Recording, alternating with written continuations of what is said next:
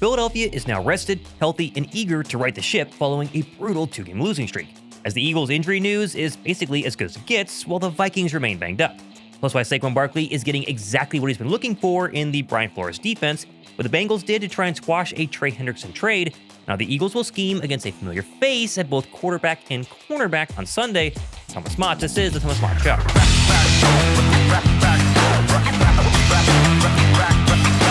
Philadelphia is in desperate need of a win, riding a two-game losing streak that has everybody freaking out about the offense and second-guessing the defense. But now, Minnesota, led by a familiar face, is the latest opponent standing in the way of riding the ship or a third straight loss. Despite Justin Jefferson and a Brian Flores-led defense, this is actually a team that matches up very well against Nick Sirianni and Jalen Hurts for the benefit of the Birds, who as a pair have never lost to an NFC North opponent and are 2-0 so far against the Vikings. First, though, the winner of the Game Changers t-shirt gift card as well as the Jordan Spector Jason Kelce art piece giveaway are announced at the end of today's video, so stay tuned till the end to see if you won. Oh, and if you drop a like and correctly guess down in the comments section who scores the last touchdown on Sunday, plus the Birds win, I'll pick one correct commenter live on stream after the game to win yet another Game Changers t-shirt. So drop a like and correctly predict the winner down below. Now, first things first, let's go to injuries. And as confirmed, late this week, every single key Eagle except Grant Calcaterra did practice on Friday to close the week and will play on Sunday, which of course includes Quinyon Mitchell, whose hamstring issue did not even hinder his practice status the past 2 days. He went from being limited to being a full go, and he will be the primary caretaker of going ahead and trying to shut down Justin Jefferson, who of course is prop number one for Vic Fangio, as Q really has shut down every other opponent's number one receiver up until his last start 2 weeks ago versus the Broncos. Courtland Sutton had his best game of the entire season for the Birds' top cover guy. And while Jefferson did have a slow start to the season and only one touchdown so far this year, probably more so because of the poor quarterback play of J.J. McCarthy, he has completely revitalized his game the past 2 weeks, combining for 22 total targets and over 250 yards. Plus, the return of Jordan Addison the past couple of weeks will likely create a fascinating challenge for Vic Fangio and company on Sunday afternoon. It's a good scheme. It's packaged well together. They do a good job of calling plays. It's a tough offense. It's Justin Jefferson. I mean, he route running, catchability, deep threat. He can run any route tree. He can block. I mean, there's a lot of things he do. That's pretty good. Obviously, having two playmakers like that, a good tight end as well. So reminds me of the same guys that, kind of similar to the guys that we have on our offense. How talented they are. So it'll definitely be a challenge. We have to mix up our calls, mix up our looks, try and throw different things at him. My best guess is they're going to double Justin Jefferson. I'm sure Quinyon Mitchell will get his one-on-one opportunities at times versus the star receiver from Minnesota, but if JJ starts to, do a Courtland Sutton on Quinyon Mitchell, they're going to have to double him, and then the question becomes, how does either Keely Ringo or most likely Adoree Jackson match up on the other side one-on-one versus Jordan Addison? Of course, wide receiver drama only goes as far as who's actually throwing them the football, and at least for the past couple of days, everyone in Minnesota has been wondering, would it be Carson Wentz or J.J. McCarthy? And, well, we finally now know. It will officially be Carson Wentz once again, playing against the team that drafted him. What a storyline this Sunday.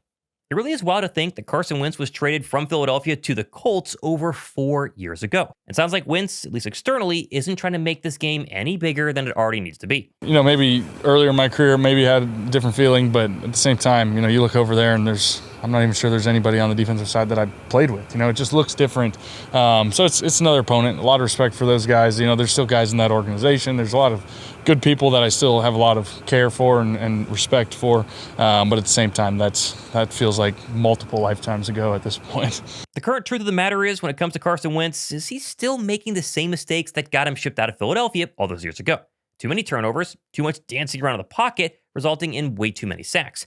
Opposing defenses have gotten Wentz on the ground 12 times in the past 3 weeks. However, it does appear Carson Wentz should have 3, maybe even 4 of his starting offensive linemen, most of which are game time decisions on Sunday, but that might be able to go ahead and limit the pressure that the Birds' already weak defensive line will be able to generate on Sunday versus the Vikings. Which, speaking of defensive lines, I know we're previewing the Vikings game right now, but there was another Trey Hendrickson update on Friday we at least need to go ahead and mention, because I did a whole show on Thursday about the brand new report about how Trey Hendrickson is going to get a call from the Philadelphia Eagles. They will make a bid, according to Tony Pauline, and now after the Thursday night win, it's looking a little different.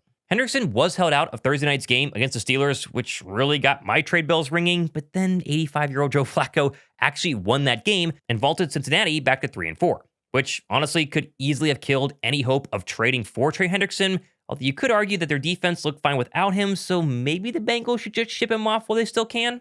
Either way, we did get an official update on Friday from the NFL Network's Ian Rappaport, who noted that, quote, Bengals edge Trey Hendrickson is expected to be a big-time trade target. They'd like a young player and a future mid-round pick if they're willing to facilitate a trade. And that's the kicker. Are they willing to trade Trey Hendrickson? We honestly don't know. The win is not going to help Philadelphia's case if they are going ahead and try to trade for him. But I will say this. Hendrickson is on the final year of his deal. They signed him to a one-year extension in the offseason. They need to trade him now or he's going to walk to somewhere else in the offseason for 0 draft picks. And so I still think they're going to shop him. The question is, does Philadelphia want to give up a mid-round draft pick and a young player to go ahead and grab him? Of course, a mid-round draft pick, that sounds great. Howie's got a ton of those. My question, though, is what young player would Philadelphia be willing to part with? I've seen many people mention Jalen Hunt, for example, but I'm not ready to give up on the second-year edge rusher just yet on a very cheap rookie contract. Remember, Hendrickson, he's probably a one-year rental. Jalen Hunt, he's going to be here on a cheap rookie contract for hopefully many years to come. Personally, I love to ditch Ringo or Sidney Brown, but I'm not actually sure that's enough. I guess we have to wait and see. Things are going to change a lot the next couple of weeks, so be sure to go ahead and subscribe. I'll update you guys as we hear stuff. Now, of course, flying back to Philadelphia's main problem at hand, and that is the Vikings, but I do think Bird fans are disproportionately worried about Minnesota, when in reality, they might be just what the doctor ordered for both Fangio and KP's unit. And I'm not saying that the Vikings are bad. Obviously, Brian Flores' defense is great, Justin Jefferson is great, but actually, besides those two, this is a great matchup for Philadelphia, and they can 100% get back on track versus this team. For example, we already mentioned Wentz's struggles to get the passing game consistent. Vikings also boast a bottom third rushing attack in the entire NFL, something that for the past 2 weeks has completely burned the Philadelphia front seven.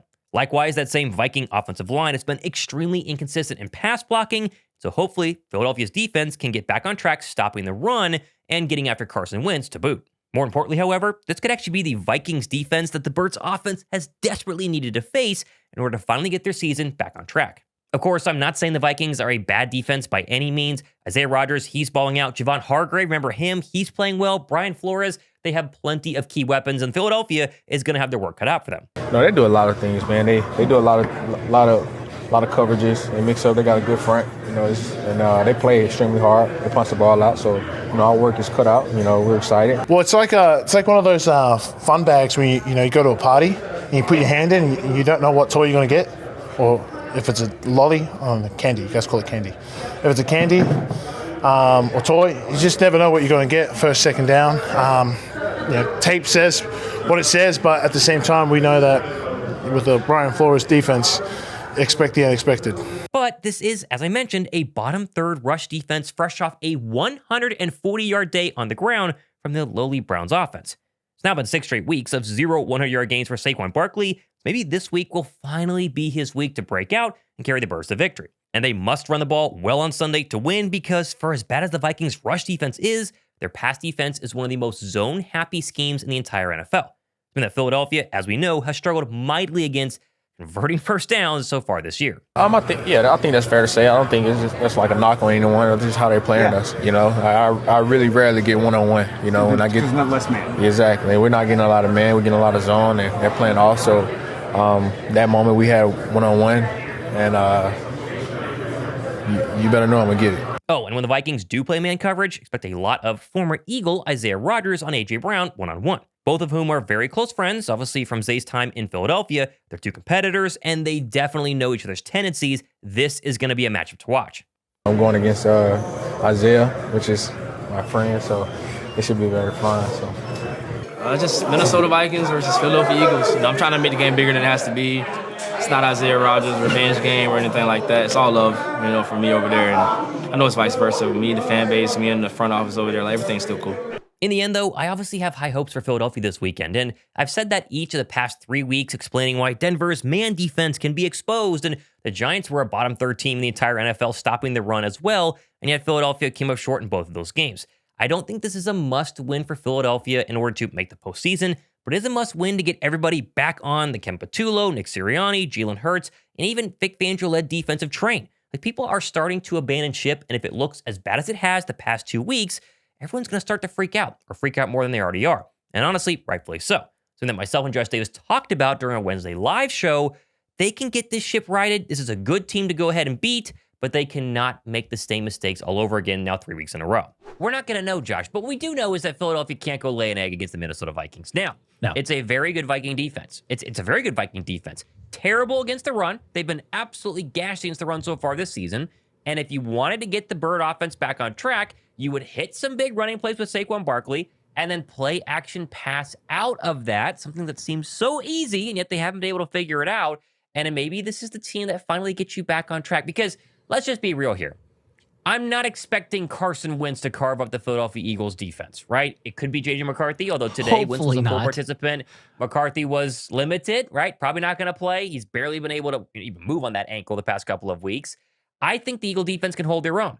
All we need, Josh, is what we see in 2+ quarters, 2 in a drive so far this season of the Eagle offense being good. Give me that for 4 quarters, win by 10+ points. And I think you're going to see 70% of the, turn the TV off fans, the fans that have bought off, not interested in the Birds, come back to Philadelphia if we were to go ahead and see that. They're saying the right stuff today. It's just a question of, is it actually going to be proven on the field? Says, everyone wants us to trade for a player, but other than AJ, Howie's trades are crap. I hope JJ starts. He'll make Ringo look like prime Revis, I guess. Go Birds. Okay. I do think you would want J.J. McCarthy to start, and he's just not going to. We talk about reps, not having practice time the past 3 weeks. McCarthy hasn't. It will be Carson Wentz. And the only thing that Carson Wentz can beat you with is, I don't know, one of these revenge games, right? Chip on his shoulder, comes out, and he's not reckless with the football like Carson Wentz has been since Philadelphia and every other 6 or 7 places that he's been. The turnovers have been absolutely killer. Talked a lot of talk today about how it's going to be different. It's going to be different. It's going to look different. And if it is the same 4 plays, then we're all going to freak out. It's not even the same 4 plays. It's the failure of the same 4 plays, right? Because they can hit on some inside runs with Saquon Barkley if they block it right and if they, do a good job up front, which I think is the main issue right now in Philadelphia, alongside play calling, but definitely offensive line. So let's just hope it's not the same 4 plays. Let's just hope. Just a few more. Give us a couple looks from the mini buy. I don't know. We'll see. And the O-line blocking better. They've said it publicly, like they're admitting it. They're like, man, we're close, but it's on us. We're not executing. We've not been as good. You see different film breakdowns as well. Greg Cosell had a breakdown on Inside the Birds that he was talking about too, of like, hey, look, even out of play calling has not been good, but the biggest weakness is this offensive line. So you can argue back and forth. It's multiple facets that need to get better. But if the offensive line is, I don't know, 75, 80% of what they were last year, like it's night and day difference. And we just haven't seen that yet. So they're getting healthy, hopefully so.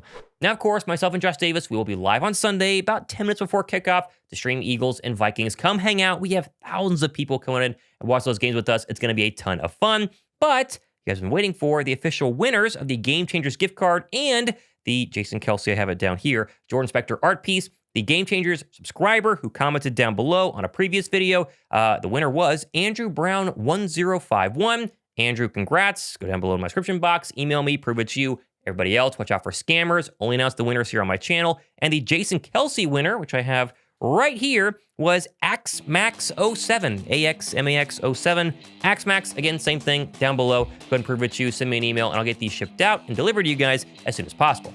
Now, as usual, when more stuff happening, win, lose, or draw, we'll still keep covering the Eagles. Hopefully, though, they get to 5-2. I'm Thomas Mott. This has been the Thomas Mott Show.